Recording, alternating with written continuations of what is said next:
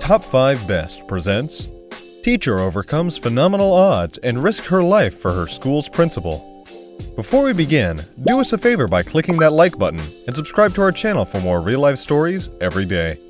Every day around the world, teachers make an important contribution to the lives of young people.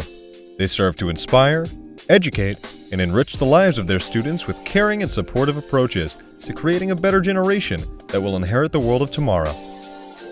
Teachers often sacrifice personal time in order to grade papers and create lesson plans, all the while taking time away from their own families and interests.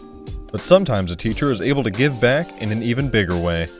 Today we will hear about a teacher who went above and beyond to help a fellow faculty member. Natalie Parker was born and raised in a tiny town in Parkerville, Kansas, where her family owned a small farm. She was the oldest of 5 kids, which included a younger brother and a sister who were triplets. One evening, when Natalie was a sophomore in high school, she was dining with her family at a nearby restaurant when they received word that their house had caught fire. For nearly 17 miles, the family drove through the night towards an orange glow that represented where their rural home had stood for decades. Her family lost everything but the clothes on their back and their vehicles that night. But they wouldn't be without support from the community. As the family worked to get back on their feet, the small town of Parkerville rallied around them, providing accommodations and helping them rebuild their lives. It was an experience that Natalie won't soon forget. She continued to excel in school and took the sense of community and generosity with her into her career as a second-grade teacher at Tonganoxie Elementary School, where she had taught for nearly 2 decades.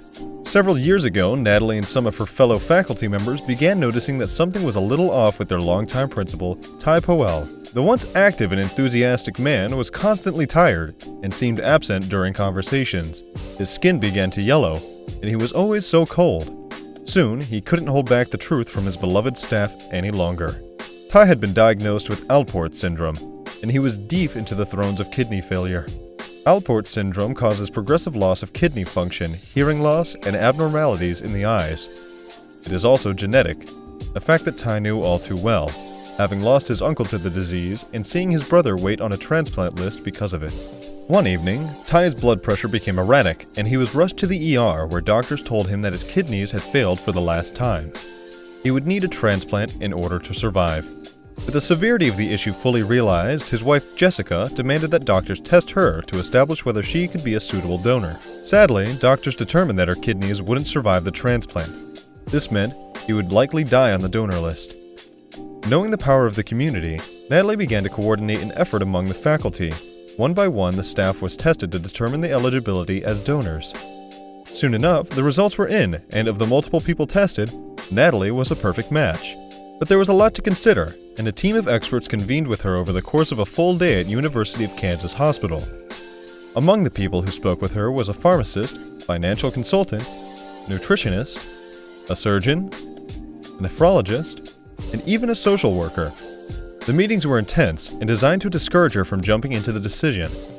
They stressed that she would experience extensive scarring and immense pain upon losing the organ. They also reminded her that she was in no way entitled to financial compensation. But Natalie was undeterred and a short time later reported to the hospital for what doctors called a living donation.